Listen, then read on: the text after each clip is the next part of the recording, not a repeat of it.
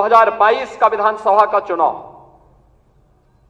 विपक्ष उछल कूद कर रहा था। चुनाव के तत्काल बाद आपने देखा होगा कैसे मारपीट पर उतारू हो गए थे, और तब हर कार्यकर्ता इस बात को सोचता था कि वास्तव में हमारी सरकार का माफिया मुक्त उत्तर प्रदेश का अभियान इन्हीं गुंडों के लिए है, और उस उत्तर प्रदेश को आप सबके सहयोग से आज माफिया मुक्त करने में हमें सफलता प्राप्त हुई।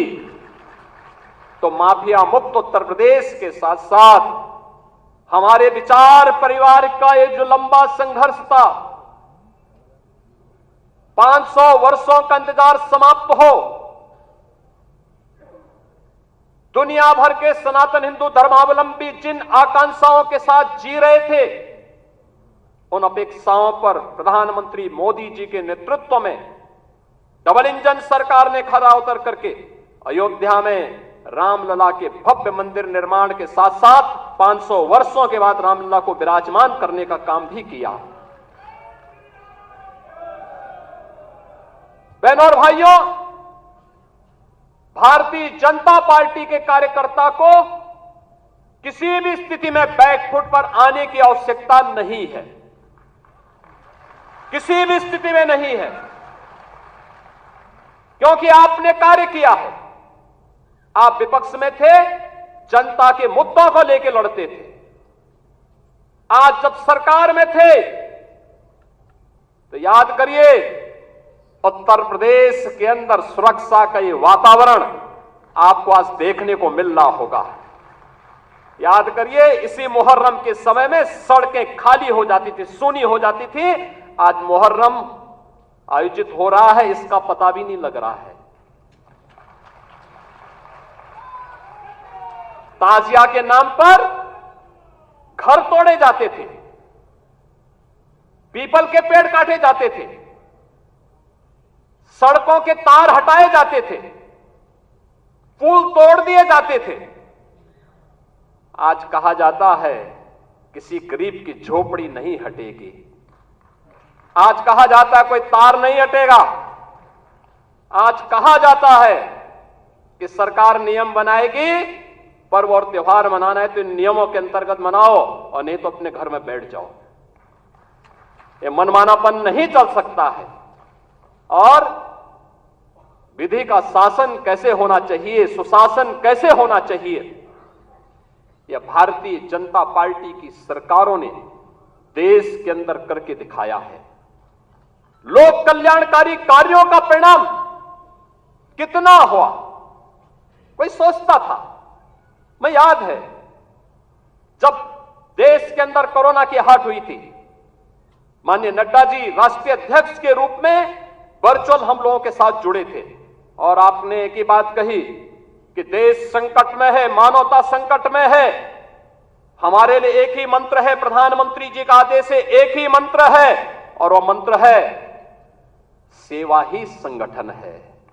ये केवल भारतीय जनता पार्टी ने किया था।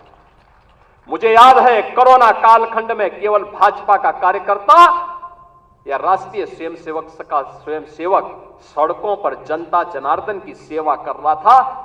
अन्य किसी भी दल के किसी भी नेता का कोई अता पता नहीं था। कार्यकर्ताओं की बात तो दूर, आपने देश के अंदर 10 करोड़ गरीबों को मकान दिए। उत्तर प्रदेश में 56 लाख गरीबों को बिना भेदभाव के मकान दिए। हमने जो नारा दिया, मोदी जी ने जो नारा दिया कि सबका साथ और सबका विकास, हमने जाति मत और मजहब के आधार पर भेदभाव किसी के साथ नहीं किया। हम आज भी कह सकते हैं हमने किसी के साथ भेदभाव नहीं किया, कोई भेदभाव किसी के साथ नहीं किया। विकास के कार्यों के लिए भेदभाव नहीं किया। ये 80 करोड़ लोगों को फ्री में राशन आज भी मिल रहा है, क्या किसी जाति को मिल रहा है, किसी मत विशेष या किसी धर्म विशेष को मिल रहा है? भारतवासी है उसको राशन मिल रहा है। भारत पहला देश जिसने भूख से मौतें नहीं होने दी, बदहाली नहीं होने दी, आत्महत्या नहीं होने दी, किसी गरीब को सड़क पर भूखों से मरने के लिए मजबूर नहीं होने दिया। लेकिन उस सबके बावजूद भारतीय जनता पार्टी का कार्यकर्ता लगातार कार्य करता रहा। विपरीत परिस्थितियों में अपनी जान की परवाह किए बगैर लगातार कोरोना जैसी महामारी से जूझता रहा और सेवा को ही संगठन मान करके कार्य करने का परिणाम रहा कि जिस महामारी के सामने दुनिया की बड़ी बड़ी ताकतें नतमस्तक हो गई, उसी कोरोना को कहां समाप्त कर दिया। मोदी जी के नेतृत्व में भारत ने सबसे अच्छा परिणाम देकर के दुनिया के सामने कोविड प्रबंधन की एक नई अनूठी छाप छोड़ी। बीमारियों से होने वाली मौत, मुझे याद है 2014 में जब आदरणीय नड्डा जी भारत के स्वास्थ्य और परिवार कल्याण मंत्री बने थे, इंसेफ्लाइटिस के मुद्दे को लेकर के एक सांसद के रूप में मैं उनके पास गया था और उन्होंने कहा कि हम इसमें सहयोग करेंगे। नड्डा जी और मोदी जी के सहयोग से गोरखपुर में एम्स भी बना। आज गोरखपुर का एम्स चालू हो गया, काम कर रहा है। पूर्वी उत्तर प्रदेश और बिहार की, नेपाल की एक बड़ी आबादी अपने स्वास्थ्य सुविधाओं का लाभ प्राप्त कर रही है। और 40 वर्ष से जो बीमारी थी, इस बीमारी से होने वाली मौत 90 से 95% मौतें अनुसूचित जाति, अति पिछड़ी जाति और अल्पसंख्यक समुदायों की थी। आज उस मौत को हम लोगों ने, डबल इंजन की सरकार ने पूरी तरह नियंत्रित किया है। इंसेफ्लाइटिस पूरी तरह समाप्त हो गया है। उत्तर प्रदेश जैसे राज्य में इंफ्रास्ट्रक्चर, एक कल्पना थी, आज आप जाते होंगे आपको 4 लेन की कनेक्टिविटी मिलती होगी। आज आप कहीं भी जाइए, प्रयागराज जाइए, काशी जाइए, लखनऊ आइए, अयोध्या जाइए, गोरखपुर जाइए, पश्चिम के किसी भी जनपद में जाइए, इंटर स्टेट बॉर्डर पर जाइए, आपको लगेगा आज कोई नहीं कह सकता है, उसको उत्तर प्रदेश का वासी कहने में संकोच नहीं होगा, क्योंकि उत्तर प्रदेश का इंफ्रास्ट्रक्चर किसी भी अन्य जगह से अच्छा आपको प्राप्त होगा। मुझे याद है जब मैं बुंदेलखंड गया था पहली बार मुख्यमंत्री बनने के बाद, मेरे साथ आज के जल शक्ति मंत्री श्री स्वतंत्र देव सिंह जी थे। हम लोग चित्रकूट में गए। मैंने चित्रकूट में वहां के कार्यकर्ताओं के साथ बैठक की, जनप्रतिनिधियों के साथ बैठक की। रात्रि को मैंने वहां के उद्यमी और व्यापारियों के साथ बैठक की थी। मैंने उनसे कहा, मैंने कहा भाई यहाँ चित्रकूट में अच्छे होटल क्यों नहीं आ रहे हैं, अच्छी धर्मशालाएं क्यों नहीं बन रही हैं? उन्होंने एक ही बात कही, उन्होंने कहा अगर कोई निवेश करेगा तो डकैत उसका अपहरण कर देंगे। तो मैंने कहा मैं अगली बार तब आऊंगा जब यहां से डकैतों से मुक्त कर दूंगा। और मुझे बताते हुए प्रसन्नता है, आज न केवल बुंदेलखंड चित्रकूट बल्कि पूरा बुंदेलखंड डकैतों से मुक्त हो चुका है, माफिया से मुक्त, डकैतों से मुक्त। आज आप कहीं भी जाते होंगे, क्या काशी, क्या अयोध्या, क्या मथुरा वृंदावन, क्या विंध्यवासिनी धाम, क्या सुख तीर्थ, क्या नैमिषारण्य, क्या ये आपकी वैचारिक यात्रा और आपकी आध्यात्मिक विरासत को क्या सम्मान यहां पे नहीं मिला? आजाद देश 1947 में हो गया था। ये काम 1947 में होना चाहिए था, ये कार्य उसके बाद होना चाहिए था। डॉक्टर लोहिया की विरासत को संभालने वाले लोग, जिस डॉक्टर लोहिया ने कहा था कि भारत की पहचान 3 महापुरुषों पर है, उन्होंने कहा था कि भारत तब तक भारत है जब तक भारत के अंदर राम, कृष्ण और शिव की पूजा होगी, तब तक भारत का कोई बाल बांका नहीं कर सकता है। और राम, कृष्ण और शिव की इस परंपरा को क्या इन समाजवादियों ने कलंकित नहीं किया था? क्या अयोध्या को लहूलुहान नहीं किया था? और क्या यही कार्य ये लगातार नहीं करते रहे? मुझे आश्चर्य होता है। राजूपाल की हत्या होती है प्रयागराज में, क्या राजूपाल पिछड़ी जाति के नहीं थे? उमेश पाल की हत्या होती है, क्या उमेश पाल पिछड़ी जाति के नहीं थे? भारतीय जनता पार्टी के विधायक कृष्णानंद राय की निर्मम हत्या हो जाती है, और कृष्णानंद राय के साथ गोलियों का शिकार होने वाले लोग कौन थे? एक रमेश पटेल थे, एक रमेश यादव थे, कोई अन्य पिछड़ी जाति का था। क्या इनको पिछड़ी जाति में नहीं मानते लोग? क्या क्यों नहीं इनके बारे में आवाज उठी? ये आवाज को तभी बल क्यों मिला जब भारतीय जनता पार्टी की सरकार हुई। और आज आप देखते होंगे इन माफियाओं के लिए फातिया पड़ने वाले लोग किस प्रकार से चिल्ला चिल्ला करके फिर से चुनौती देने की स्थिति में आए हैं। और इसीलिए तो हम कह रहे हैं कि मोदी जी ने जो कहा था वो करके दिखाया।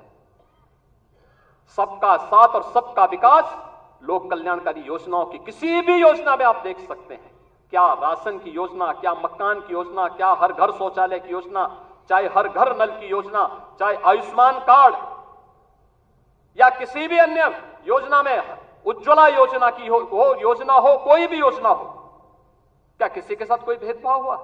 जाति, मत, मजहब के आधार पर, चेहरा देख करके किसी के साथ भी कोई भेदभाव नहीं। सारी योजनाएं बिना भेदभाव के हर तबके को दी गई। और हमें आश्चर्य होता है, समाजवादी पार्टी की सरकार के समय कन्नौज के मेडिकल कॉलेज की चर्चा हुई। कन्नौज के मेडिकल कॉलेज का नामकरण बाबा साहब डॉक्टर भीमराव अंबेडकर जी के नाम पे था। समाजवादी पार्टी के तत्कालीन मुख्यमंत्री ने नाम बदल दिया। और इस बार जब मैं वहां गया था, हमारे वहां मंत्री श्री असीम और उन्होंने मेरे सामने इस बात को रखा। हमने उसी दिन कहा कि नहीं, ये बाबा साहब भीमराव अंबेडकर के नाम पर ही मेडिकल कॉलेज फिर से जाना जाएगा। और हम लोगों ने इस मेडिकल कॉलेज का नामकरण उसी समय वहां किया था। लखनऊ का भाषा विश्वविद्यालय, क्या ये मान्यवर कांसी राम जी के नाम पे नहीं था? क्यों चेंज कर दिया गया? ये सब समाजवादी पार्टी की सरकार में होता। दलित चिंतकों और महापुरुषों और सामाजिक परिवर्तन के वाहक उन महापुरुषों को क्या समाजवादी पार्टी ने अपमानित नहीं किया था?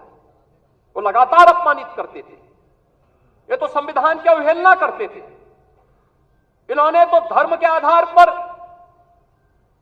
अनुसूचित जाति, जनजाति और पिछड़ी जाति को मिलने वाले आरक्षण पर भी सेध लगाने का काम किया था। कौन नहीं जानता 2016 में जब समाजवादी पार्टी की सरकार थी, अनुसूचित जाति के नौजवानों की स्कॉलरशिप को समाजवादी पार्टी की सरकार ने रोकने का काम किया था।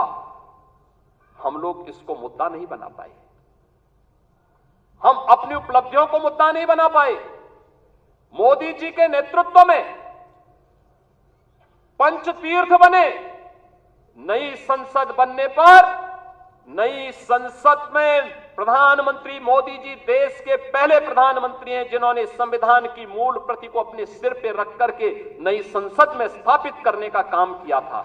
भारतीय जनता पार्टी संविधान को सर्वोच्च सम्मान देने वाली पार्टी, अनुसूचित जाति, जनजाति और पिछड़ी जाति के अधिकारों को संरक्षित करने वाली पार्टी, लेकिन अफवाह और भ्रम की स्थिति पैदा करके जिस प्रकार से माहौल खराब करने का प्रयास किया गया, ये जानते हुए, दुनिया की ताकतें जानती हैं, ये समाज बिखरा होगा तो आसानी से शिकार हो जाएगा, एकजुट होगा तो बड़ी बड़ी ताकतें इस समाज की ताकत के सामने धराशायी हो जाएंगी। आप इस ताकत को जाति के नाम पर विभाजित करके शक्ति को छिन्न भिन्न करने का जो पाप अभी चुनाव के दौरान हुआ है,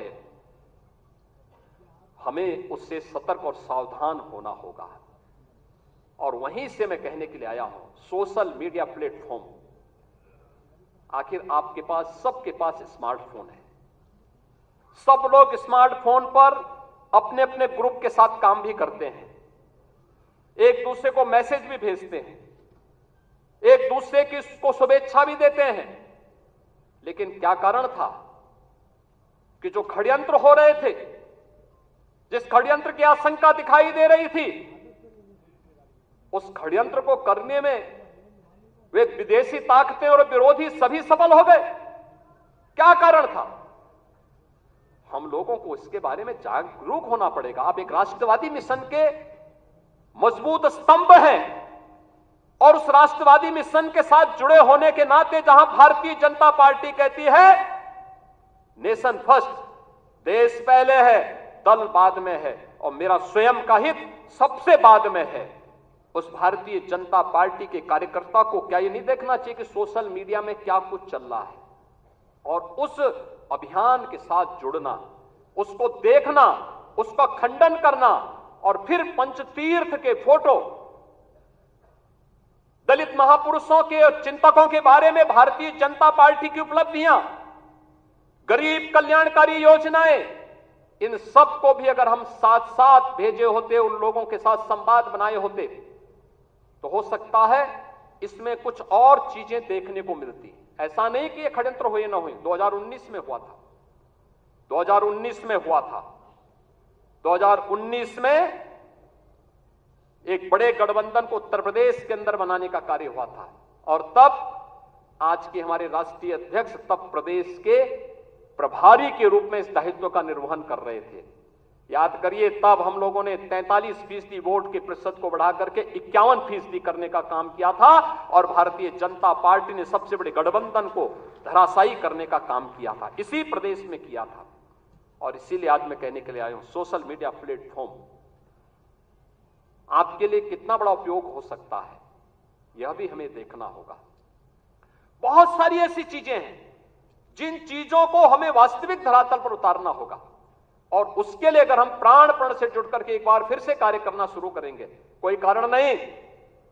हमने नगर निकाय चुनाव में सभी 17 की 17 मेयर की सीट हम लोगों ने जीती थी। 17 की 17 सीट भारतीय जनता पार्टी ने प्रदेश के अंदर जीत करके पहली बार भारतीय जनता पार्टी 17 की 17 नगर निगम की सीट जीती थी। सर्वाधिक नगर निकायों की सीट जो जीती थी, सर्वाधिक, यानी 17 की 17 नगर निगमों में भारतीय जनता पार्टी का फुल मेजोरिटी का बोर्ड बना, और प्रदेश के अंदर सर्वाधिक पार्षद भी भारतीय जनता पार्टी के जीते। हमारे महापौरगण यहां पर प्रदेश के अलग अलग नगर निगमों से भी आज यहां पर उपस्थित हुए हैं। हम उस जीत के सिलसिले को, जिस जीत ने विधानसभा को चुनाव भी जिताया, नगर निकायों में भारी सफलता प्रदान कराई, सर्वाधिक चेयरमैन और सर्वाधिक पार्षद भी जिताए, और आजमगढ़ और रामपुर के उपचुनाव में भी विजय पताका भारतीय जनता पार्टी ने अपना गाड़ने का काम किया था। कोई कारण नहीं 10 की 10 उपचुनाव फिर से भारतीय जनता पार्टी अपने पक्ष में करने में सफल हो। लेकिन इसके लिए आज से जुड़ना पड़ेगा, लगना पड़ेगा। एक एक कार्यकर्ता को अपना अभियान मान करके फिर इस अभियान के साथ जुटना पड़ेगा, और उसी के लिए आपका आह्वान करने के लिए आज फिर हम लोग आए हैं। बहनों और भाइयों, हम 2010 के 10 उपचुनावों के लिए तो हमें अभी से तैयारी करनी ही है, लेकिन हमें इस बात का याद रखना, उत्तर प्रदेश को जो नई पहचान बनी है, उत्तर प्रदेश जो पहले छठी अर्थव्यवस्था थी, आज देश की नंबर 2 की अर्थव्यवस्था बन चुकी है, और तेजी के साथ उभरती हुई अर्थव्यवस्था के रूप में अपने आप को स्थापित कर रही है। उत्तर प्रदेश का जो परसेप्शन बदला है, आज आप देश और दुनिया के अंदर कहीं जाते होंगे, लोग उत्तर प्रदेश के नाम पर आपको सम्मान देते होंगे। इस सम्मान को बरकरार रखने के लिए जीत के सिलसिले को फिर से आगे बढ़ाने की आवश्यकता है, और उसको बढ़ाने के लिए आह्वान करने के लिए आज आपके सामने माननीय राष्ट्रीय अध्यक्ष भी आए हैं। जीत का यह सिलसिला जो 14, 17, 19, 22 पंचायत चुनाव, नगर निकाय चुनाव, उपचुनावों में बना रहा, यही मोमेंटम 2027 में भी बनेगा। यह हमारा संकल्प आज से होना चाहिए, आज से होना चाहिए। याद रखना, भारतीय जनता पार्टी है तो जिले में हमारा महापौर भी है, जिला पंचायत अध्यक्ष भी है, और ब्लॉक प्रमुख भी है, चेयरमैन भी है, पार्षद भी है। और अगर यहां पर कहीं कोई खरोंच आता है तो वहां उसका असर वहां पर भी पड़ने वाला है, और इसीलिए अभी से इसकी तैयारी में जुटना होगा। एक एक व्यक्ति को जुटना पड़ेगा, ब्लॉक प्रमुख हो या चेयरमैन, महापौर हो या जिला पंचायत अध्यक्ष, विधायक हो या विधान परिषद सदस्य, लोकसभा के हमारे माननीय सांसद हो या फिर राज्यसभा के माननीय सांसद, इन सबको संगठन के साथ बेहतरीन तालमेल बना करके, संगठन जिसको तय करे उसके साथ खड़ा होकर के प्राणपण से जुट करके कमल चुनाव चिन्ह को विजयी बनाने के संकल्प के साथ अगर हम आगे बढ़ेंगे तो आपका भी सम्मान होगा, सर्वत्र सम्मान भी मिलेगा।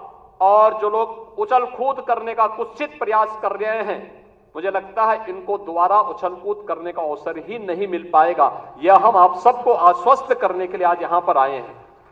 और इसी विश्वास के साथ मैं आज के इस अवसर पर हमारे नवनिर्वाचित सांसद गण भी यहां पर उपस्थित हुए हैं, केंद्रीय मंत्री भी आए हैं जो केंद्र में उत्तर प्रदेश के हमारे मंत्री बने हैं। मैं इन सभी केंद्रीय मंत्रियों को, माननीय सांसदों का हृदय से स्वागत करता हूं, अभिनंदन करता हूं, उन्हें हृदय से बधाई देता हूं। उनके एक अच्छे कार्यकाल के लिए, उज्जवल कार्यकाल के लिए अपनी शुभकामनाएं भी देता हूं और आप सबकी ओर से, प्रदेश भर से आए हुए हमारे संगठन के इन शिल्पियों और स्तंभों की ओर से माननीय राष्ट्रीय अध्यक्ष जी का मैं प्रदेश कार्य समिति की इस बैठक में हृदय से स्वागत करता हूं, अभिनंदन करता हूं। धन्यवाद। जय हिंद।